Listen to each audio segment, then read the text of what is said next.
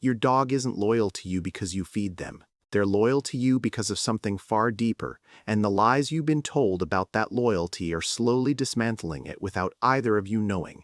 Think about that for a moment. You've built a life around this dog. You've rearranged your schedule, your budget, your entire emotional world around this relationship, and somewhere in the back of your mind, you've always carried this quiet, beautiful certainty. They're mine, and I'm theirs, and nothing can touch that. But what if the very beliefs that feel like love are the ones doing the damage? What if the stories you were handed about loyalty, the ones that made you feel safe, feel chosen, feel like enough, were never actually about your dog at all? Loyalty isn't a collar that gets fastened once and stays. It breathes. It shifts. It responds to every single thing you do and don't do in the ordinary moments of an ordinary day. And today we're dismantling 6 lies that have been quietly thinning something you can't afford to lose. Starting right now, here's the thing nobody wants to say out loud: dog loyalty is not unconditional. It never was. What your dog offers you is not a blank check written in devotion that never expires.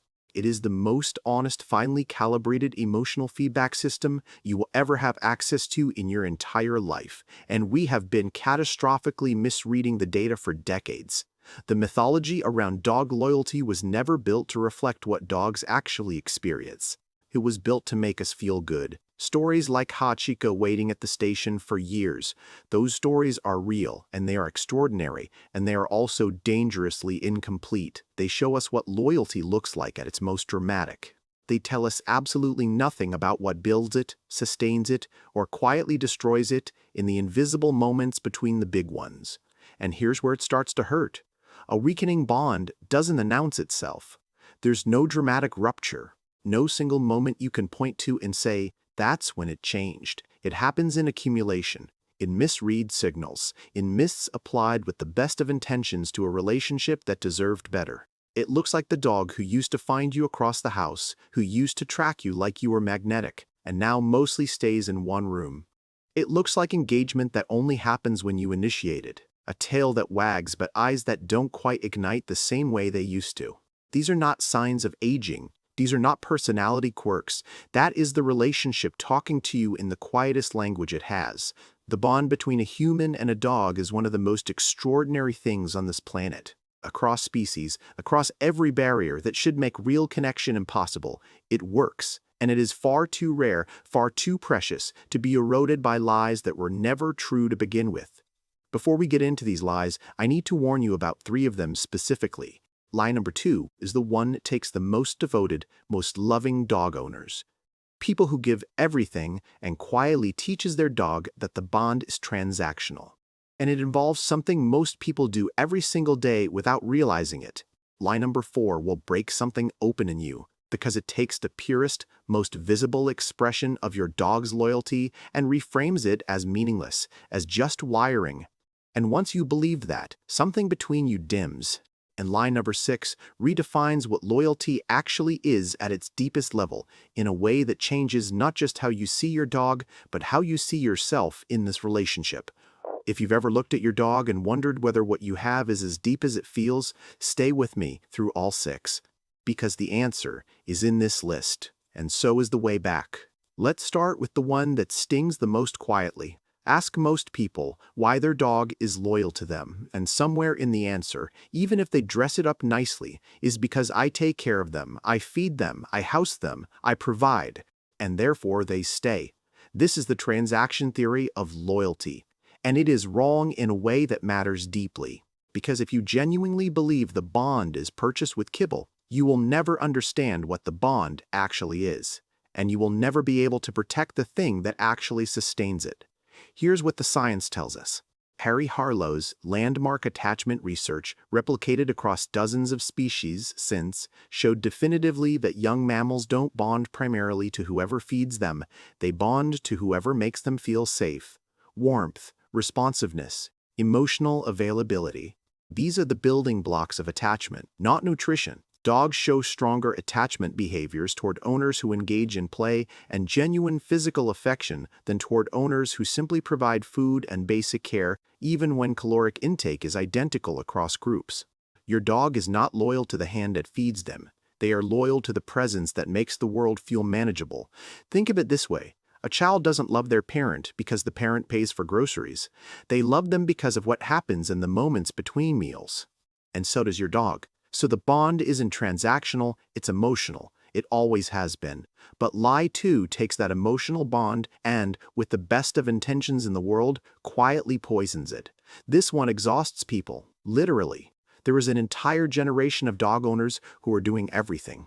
Multiple walks, enrichment activities, puzzle feeders, sniff walks, dog parks, adventures. They have given this dog their schedule, their energy, their Instagram grid, and something still feels thin. Still feels like it's not quite landing the way they imagined it would. And they blame themselves for not doing more. Here's the truth. Loyalty is not built through volume. It is built through the quality of presence, the specific texture of how you show up, not the quantity of what you show up with. A dog who goes on 5 walks a day with an owner who is staring at their phone the entire time is not building a bond on those walks. They are accumulating steps.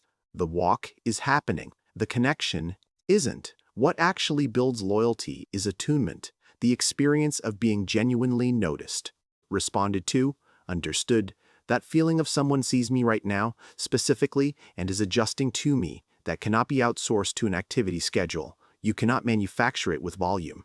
Research on human-dog interaction consistently shows that engaged, responsive interaction, even in short windows, produces stronger attachment outcomes than prolonged but distracted presence. It is not the hours, it is the attention inside them. You cannot buy depth. 100 shallow conversations don't add up to one where someone truly heard you, and your dog knows the difference in a way that bypasses language entirely. Volume without presence is just noise. But Lie 3 takes a specific kind of presence, the kind your dog reaches for most vulnerably, and teaches you to push it away. You've probably heard this one. Maybe you followed it. Your dog follows you everywhere. That's codependency. That's anxiety. Train them to be more independent. Create distance. It's healthier for both of you. And so owners began a quiet, well-intentioned process of teaching their dog that proximity seeking leads to rejection, that the most natural, most honest expression of the bond they've built together is unwelcome, that wanting to be near you is a problem to be corrected. The emotional reality of that for your dog is devastating in its ordinariness. Here's the distinction that changes everything.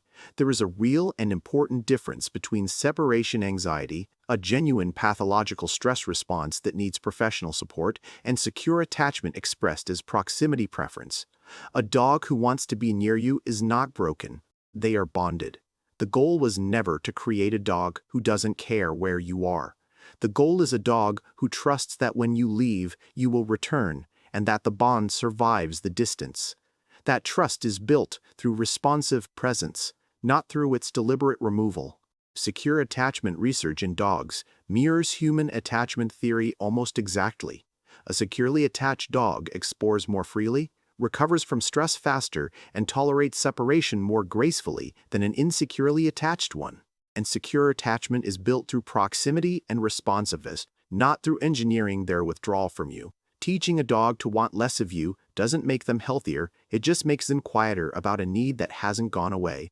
Proximity isn't the problem, it's the foundation. But Lie 4 takes the most visible expression of your dog's loyalty, the one that greets you at the door and tells you it means nothing special. This one is the one that breaks something quietly. You come home, your dog loses their mind. Full body, can't contain it, you've been gone for 1,000 years, reunion energy. And it feels like everything, like proof of something sacred between you. And then someone says they do that for everyone. That's just how dogs are. It doesn't mean anything specific about you, and something dims.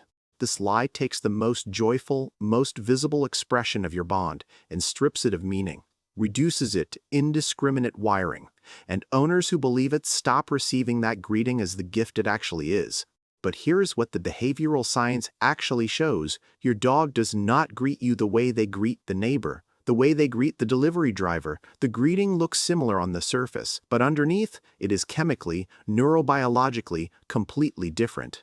Neurobiological studies measuring oxytocin, the bonding hormone, in dogs before and after owner versus stranger interaction show dramatically elevated responses to owners specifically, responses that do not replicate with familiar but non-attached humans. The gaze duration is different. The recovery behavior after reunion is different. The meaning is different.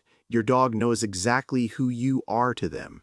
That explosion of relief and recognition when you walk through the door isn't generic happiness. It is specifically, unmistakably, about you. A child might smile at every adult they meet, but watch them when their parent walks into the room, and you will never again believe that all smiles are the same. The loyalty is specific. It is real. It is yours. But Lie 5 takes the dog who is expressing that loyalty in their most honest moments and punishes them for it. This one turns the relationship into a performance review. Every time your dog chooses the smell at the base of a lamppost over your recall command, every time they ignore a sit, pull toward something fascinating, make an independent choice, you read it as evidence.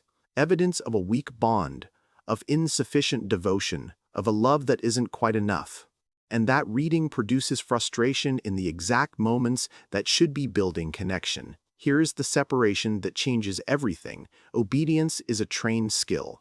Loyalty is an emotional state. These two things are related, but they are not the same conversation. Conflating them produces a profound and damaging misunderstanding of what your dog is actually communicating. A dog who adores their owner may still choose the extraordinary smell over a recall command. Not because the bond is fragile, because the training is incomplete and the smell is extraordinary. Those are separate facts. They do not cancel each other out. Research on canine cognition shows that dogs make real-time cost-benefit calculations. A recall command competing against a high-value distractor is a training challenge, not a loyalty test. Dogs who perform poorly on obedience assessments show no corresponding reduction in attachment behaviors toward their owners. The obedience and the bond exist in different rooms. A child who doesn't come when called at the playground isn't a child who loves you less. They found something fascinating, and their recall training needs more work than their heart does. Loyalty was never about obedience. But Lie 6 goes to the deepest level of all. It misdefines what loyalty actually is at its most essential, most philosophical core. This is the one that has done the most damage, the most quietly, culturally embedded harm. True loyalty, the story goes, is total, absolute. The loyal dog endures anything for their person, tolerates discomfort, overrides fear, suppresses every need, and we call that devotion. We celebrate it. We hold it up as proof of something extraordinary about dogs. But here is what that belief is justified. Every owner who says he tolerates it fine when what they mean is he has no choice. It mistakes endurance for devotion. It mistakes the absence of resistance for the presence of willingness. And it asks your dog to prove their love by erasing their own needs entirely. Real loyalty, the kind that is earned and sustained and reciprocal, does not require sacrifice. It does not require your dog to override their fear, their discomfort, their clearly communicated limits, to prove they love you. A dog who endures things they hate without protest has not achieved peak loyalty. They have achieved shutdown, and the research bears this out. Dogs in high-demand, low-autonomy environments show elevated cortisol markers and reduced behavioral diversity. The physiological signature of a dog performing tolerance, not experiencing trust. The dog whose loyalty is most alive is the dog who trusts you enough to tell you the truth, who growls when they're afraid, who moves away when they're overwhelmed, who asks for what they need because they believe at the deepest level that you will hear it. That kind of honesty is only possible inside a bond that is genuinely safe, and that bond is only possible when you stop asking your dog to be loyal and start becoming worthy of it. The most loyal person in your life isn't the one who never says no to you, it's the one who tells you the truth even when it's hard, because the relationship is safe enough for honesty. Your dog deserves to live inside that same kind of loyalty, and so do you. Every lie on this list asks the same thing of your dog. Give more, endure more, need less, and call it love. And your dog, because of who they are, because of what they carry in them, tried.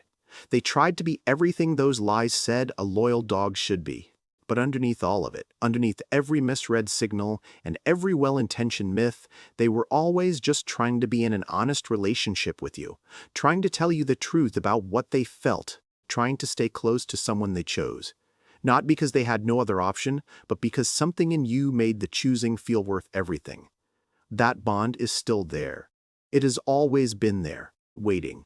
Not for grand gestures or elaborate schedules or perfect training, but for the truth in return. Your dog has been honest with you from the very beginning. The only question that has ever mattered is whether you were ready to hear it. Drop in the comments, which lie hit you the hardest? Which one did you need to hear most? Because I read every single one, and the next video is the other side of this conversation, the practical architecture of a bond built on honesty rather than mythology. What it actually looks like, what it actually asks of you, and why it is worth every single thing it takes to build it. If this landed for you, if your dog is somewhere near you right now and something in this shifted, subscribe. Because this is the kind of relationship they've been trying to offer you all along.